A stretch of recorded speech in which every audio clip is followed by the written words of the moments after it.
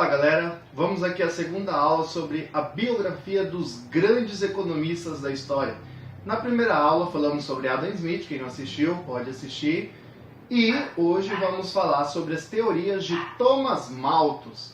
Malthus, se Adam Smith pode ser considerado o pai da economia, Malthus, além de ser um grande economista, também é considerado o primeiro pesquisador sobre a área de demografia. Ou seja, podemos considerar Malthus o pai da demografia, principalmente a demografia econômica, tá? Que é o estudo da população relacionado à economia. Vamos lá falar um pouquinho sobre Malthus. Malthus nasceu em 1776, na Inglaterra. Era de uma família rica e passou boa parte da sua vida como professor. O contexto histórico e social de Thomas Malthus é um pouco parecido com o de Adam Smith, só que nós temos que lembrar que Malthus nasceu ali algumas décadas depois de Adam Smith, então ele vai pegar ali o finalzinho da primeira Revolução Industrial na Inglaterra, já começando ali a segunda Revolução Industrial, que vai ser no século XIX. Bom, qual que era a situação da Inglaterra na época que Malthus escreveu seus livros? Isso ajuda bastante a entender o que Malthus escreveu. Estava acontecendo a primeira e quase indo para a segunda Revolução Industrial. A carga horária de trabalho era muito grande. As cidades estavam crescendo, as indústrias estavam cada vez maiores e a condição do trabalhador, ao contrário do que estava a economia, que estava crescendo, estava muito boa, para o trabalhador a situação não era nada agradável. Os homens trabalhavam de 16 a 18 horas por dia, e moravam perto da fábrica, obviamente, para conseguirem trabalhar esse período todo. Mulheres também trabalhavam e trabalhavam entre 14 e 16 horas. Crianças, a partir de 6 anos, já trabalhavam cerca de 10 a 12 horas por dia. Imagina, uma criança de 6 anos trabalhando 12 horas por dia. Você não tinha aposentadoria, não tinha seguro caso acontecesse algum acidente, não tinha direito de reclamar, tá? Não tinha nenhum tipo de lei trabalhista. Na Inglaterra era proibido organizações sindicais nesse período e era bem complicado, tá? As grávidas geralmente davam à luz no trabalho, ou seja, elas não tinham nenhum dia para descansar antes do período do parto, e assim que o mínimo de tempo possível que desse depois da gravidez, ela já voltava a trabalhar, porque não tinha nada de salário de licença maternidade, ou seja, o tempo que a mulher não estava trabalhando, ela não estava recebendo, tá? Então não tinha nenhum tipo de direito trabalhista durante a Revolução Industrial. Se a economia estava exponencialmente crescendo, a condição social dos trabalhadores estava cada vez pior. Óbvio, muitos trabalhadores vão reagir a isso e aí vão ter manifestações, greves, que muitas vezes eram reprimidas com força policial, muitas mortes aconteciam. Então estava tendo um conflito de classes muito grande, e é esse conflito de classe e o crescimento populacional que Malthus vai focar a sua atenção nesses dois problemas principalmente. Vou colocar aqui o primeiro pensamento de Thomas Malthus para a gente estudar e conseguir entender aqui os pensamentos do autor. Vamos lá. População, quando não controlada, cresce em razão geométrica. Recursos de subsistência crescem apenas em razão aritmética. O que significa essa frase? Malthus está dizendo que a população na Inglaterra e no restante do mundo estava crescendo de forma muito rápida. Num ano 2 milhões, no outro 4, no outro 8, no outro 16. Isso é crescimento geométrico. É um crescimento muito alto.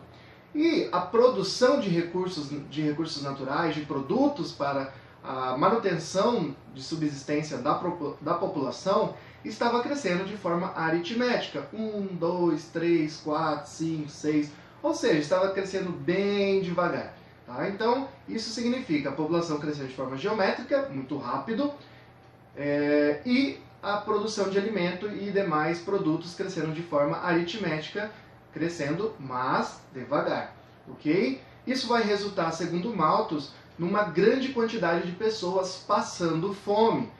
Para Malthus, o problema da fome era causado pelo aumento da população. Então não era um problema de distribuição da riqueza ou dos produtos produzidos, mas era um problema de demografia. A população estava crescendo demais. Para resolver esse problema, Malthus vai sugerir, vamos dizer aqui, duas estratégias e vai dizer que outros acontecimentos sociais são benéficos para reduzir a população. Vamos lá.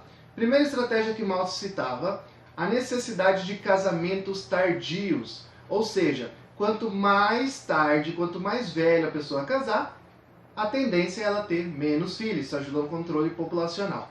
Segunda estratégia que Malthus vai sugerir é o governo não dar nenhum tipo de assistência à população pobre. Porque, segundo Malthus, qualquer tipo de assistência governamental aos mais pobres tendia a fazer com que as pessoas tivessem mais filhos. Então, não era adequado, segundo Malthus, o governo dar nenhum tipo de assistência à população pobre. Aqui vem outros fenômenos sociais que ele não chega a defender, mas ele diz que é, pelo menos, interessante ou benéfico para controlar a população.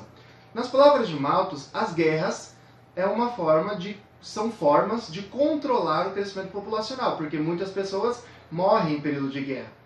Outra questão é as epidemias, doenças que causam em grande quantidade na população e que podem ser transmissíveis. Essas doenças, segundo Malthus, também ajudam a controlar o crescimento populacional. Vamos à segunda frase, no segundo pensamento de Thomas Malthus. Acompanhe comigo aqui na tela. Prevenir a recorrência da miséria é, infelizmente, além do poder do homem. Malthus acreditava que a pobreza sempre existiria, porque a pobreza era culpa do próprio pobre. Tá? Então, quando os salários subiam, as pessoas tendiam a ter mais filhos. Como as pessoas tinham mais filhos, aumentava a mão de obra e isso diminuía os salários e aumentava o número da pobreza, o número de pobres. E aí as pessoas tendiam a ter menos filhos. Aí a mão de obra aumentava o valor, porque tinha menos pessoas agora, e aí com um salário maior as pessoas passavam a ter mais filhos. Esse ciclo era eterno, segundo Malthus, e fazia com que sempre existissem uma grande quantidade de pobre na sociedade. Então, para Malthus, não era possível para as empresas, para o governo ou para qualquer tipo de ONG conseguir acabar com a pobreza nas sociedades no mundo. Para ele, a pobreza sempre existiria porque ela é culpa dos pobres, tá? Dos próprios pobres, porque eles, à medida que aumenta o salário, eles aumentam a quantidade de filhos e isso diminui o salário novamente.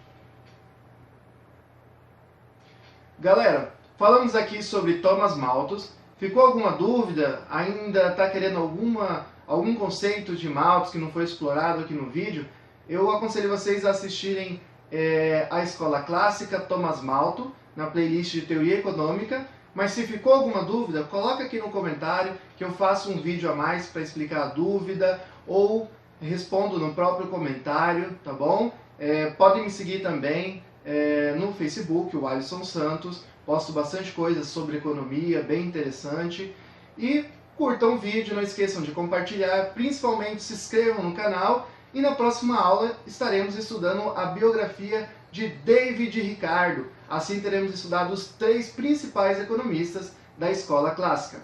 Valeu, pessoal! Aguardo vocês na próxima aula, hein? Espero vocês aqui. Tchau, tchau, pessoal!